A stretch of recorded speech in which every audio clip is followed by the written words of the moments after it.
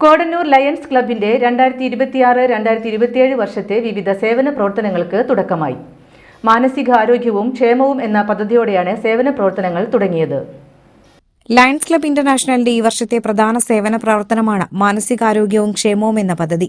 ഇതിനെ അടിസ്ഥാനമാക്കി Kodannur Saint Antony's LP സ്കൂളിൽ സംഘടിപ്പിച്ച പ്രഭാഷണത്തോടെയാണ് പദ്ധതിക്ക് തുടക്കം കുറിച്ചത്. പ്രലോഭനങ്ങൾക്ക് അടിമപ്പെടാതെ വിദ്യാർത്ഥികൾ ശാരീരിക മാനസികാരോഗ്യം നിലനിർത്തുന്നതിന് സഹായകരമാകുന്നതായിരുന്നു പ്രഭാഷണം.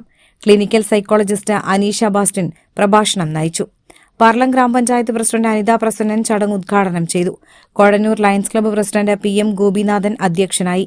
ക്ലബിന്റെ മറ്റൊരു പദ്ധതിയായ പരിസ്ഥിതി സംരക്ഷണത്തിന്റെ ഭാഗമായി കുട്ടികൾക്ക് ഫലവൃക്ഷ തൈകൾ വിതരണം ചെയ്തു. പ്രധാന അധ്യാപിക Mini Steni, Kodannur lions club secretary KK Shanmughan, treasurer EA Baiju, lions district coordinator Biju Purathur, regional chairman Shaju Mankuzhi, zone chairman Godfrey, area chairperson Suma Shaju, TS Ramesh എന്നിവർ സംസാരിച്ചു. വേൾഡ് ഡോക്ടേഴ്സ് ദിനാചരണത്തിന്റെ ഭാഗമായി പാർലം പ്രൈമറി ഹെൽത്ത് സെന്ററിൽ ഡോക്ടർമാർക്കുള്ള ആദരവും ലയൺസ് ക്ലബ്ബ് സംഘടിപ്പിച്ചു.